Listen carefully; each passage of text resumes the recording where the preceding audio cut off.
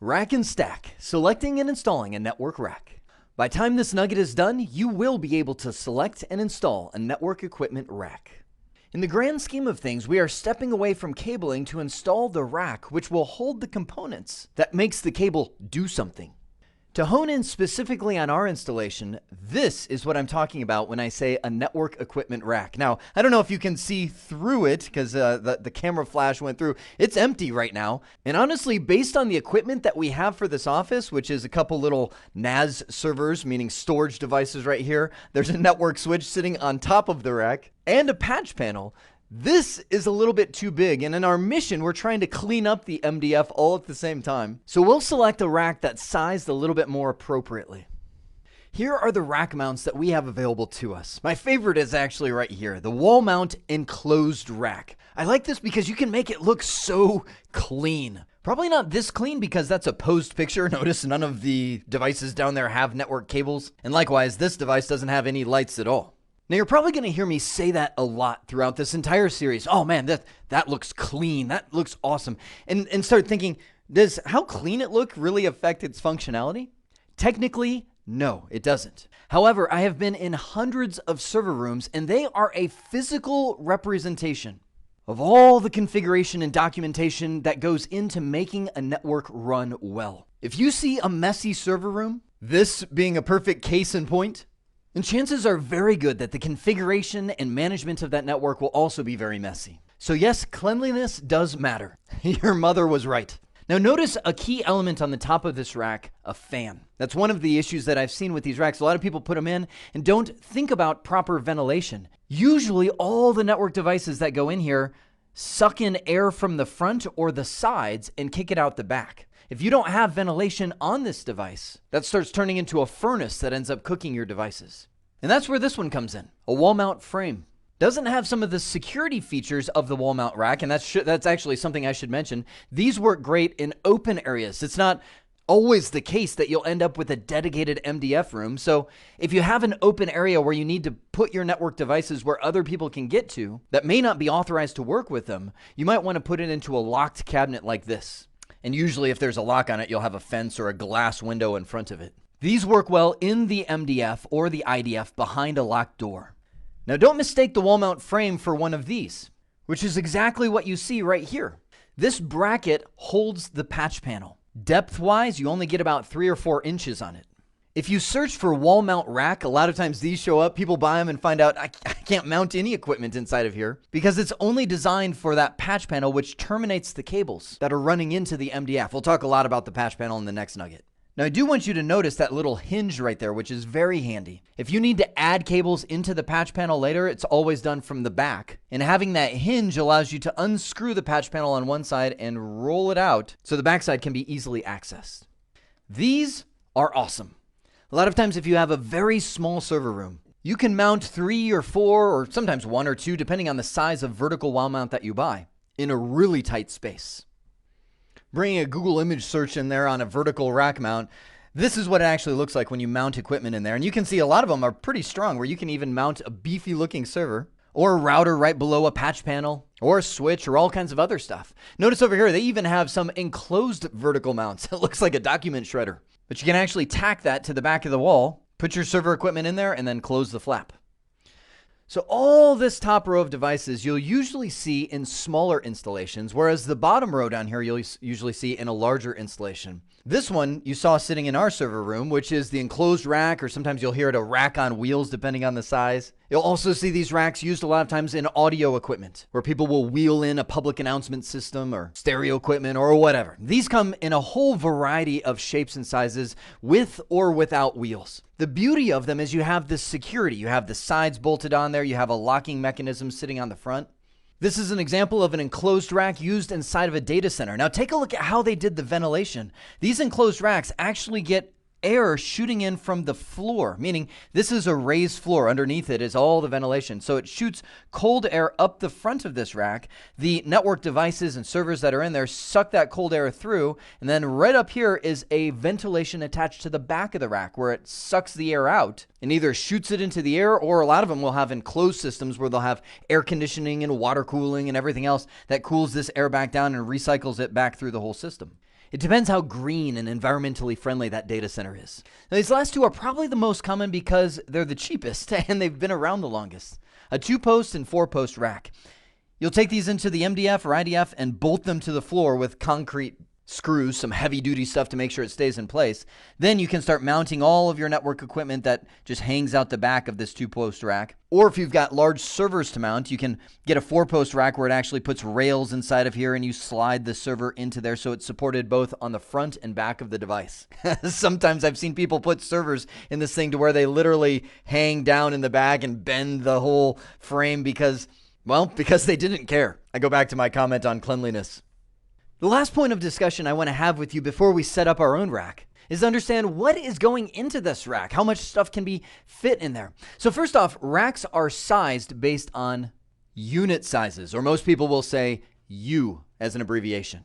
1 U equals 1.75 inches. Which is how I know this unit came from the United States because it lines up to about 44.45 millimeters. And I know some international person would never pick a value like that to be the U size. And it represents the standard size of a network device. Now, that doesn't mean that all network devices are 1 U in size. There are all kinds of switches, routers, servers, all kinds of things that are 2 U, 3 U, 5 U, all kinds of different shapes and sizes. However, the good news is when people design the equipment to go in the rack, they are making them all to the same standard. So I would look at a deployment like this and I go, okay, I need 1, 2, 3, 4, 5 U, or actually there's one up there that's cut off, 6 U of space at the very top to fit this. A standard full-size rack is 42 U. So when you look at those 2-post or 4-post or the full enclosed rack, that's the size that you usually get. Now, that doesn't mean that you can mount 42 individual network devices unless you're very creative. Because remember, cables feed into that rack. The network devices of many sizes. Cable management, which is this in this case. It looks kind of fuzzy, and that it actually is. This is a type of cable manager where they just hide all of the cables behind there, and you slide through the cables one by one as you need them. Power has to go into the rack. Like this is a power distribution unit, or PDU. Which is really just a fancy name for a power strip.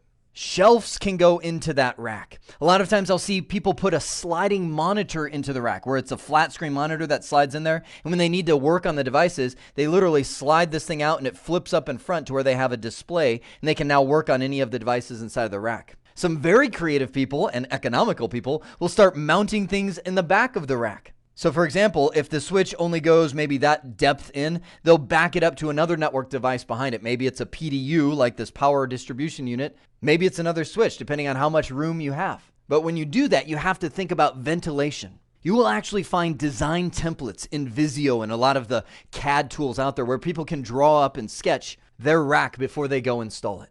So let's get back into the new office space. We're again working in the MDF. And I just purchased one of these guys. It's a smart rack, 10 U, so 10 units can fit inside of there. Low profile, switch depth, wall mount rack, enclosure cabinet, hinged back. That's a mouthful. The door itself can open this way, but the entire back of the unit, you can't really see it right here, but there's actually you see, oh, there we go, hinges right there. The whole casing can open up and swing out this way, which gives you great access to not only the devices from the front, but from the back as well. When you're buying these things, you want to watch the weight capacity. This holds 200 pounds. The number of network devices, this is 10 units. So think about your network devices plus cable management plus patch panel, a lot of the stuff that we're going to talk about in the upcoming videos. And the depth. You never want to get one that's too shallow to where you can't put equipment in there that you need to. All right, this is where our work begins. The first thing to go will be this rack and all the stuff sitting on top of it as we clear this out to make room for our new wall-mounted rack. Now, I want you to notice that this wall is actually reinforced by this board right here. And you'll see that all the time in smaller MDFs because when you wall-mount stuff, you don't want to have it just sitting on the drywall, especially these racks holding hundreds of pounds of equipment. It'll rip the drywall right out. Or you're trying to figure out how to nail it right into the studs, which is almost impossible. So let's first clean this up and then we'll get to our next step.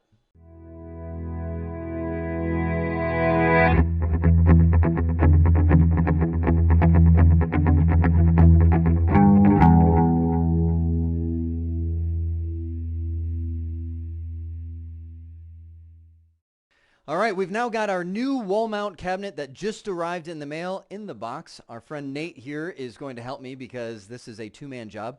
So we're going to get this out of the box and get ready to mount it on the wall.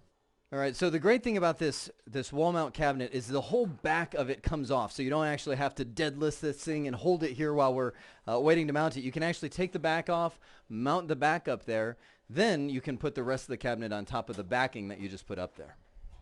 While Nate is over there working on that cabinet, I'm going to start taking off these individual pieces of the board to clear a spot that the cabinet can go in. Just for your reference, this is called a 66 block. It's used in old phone systems. We don't need it anymore. All right, so we've got the whole board cleared off right here, a nice clean slate. We've rerouted the 66 block cabling over here and just tacked it up out of the way because we're going to mount our cabinet right here at the upper right of the board, leaving as much space as we can for other stuff if we want to put storage or anything under there, and getting out of the way of people walking into the room. Now we've got the back of this cabinet taken off so that we can line it up on here and determine where we're going to put the holes in the wall for the mounting.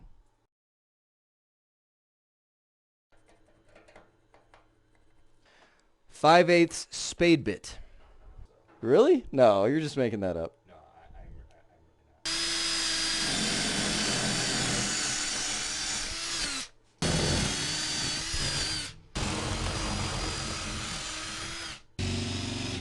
Ah, shoot.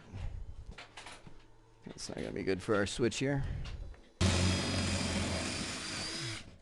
Toggle bolts. Sweet. All right, we've got this on the wall now, and it's secure. So we're going to put the rest of the cabinet up there. Because we're actually during business hours right now, I can't disconnect these guys. To fish this patch panel through, there's actually a hole in the back of this that I could fish this through. I'm going to use that to mount it to the front of the rack. That'll come in the next video. For now, we're just going to get the cabinet put up here in place so that we're ready to do the next step when we get to the patch panel. Woohoo! So now this cabinet is on hinges, so it can open like this if we ever need access to the front or the back. The front, once we actually use the key, will open up this way as well. Our wall-mounted cabinet is installed.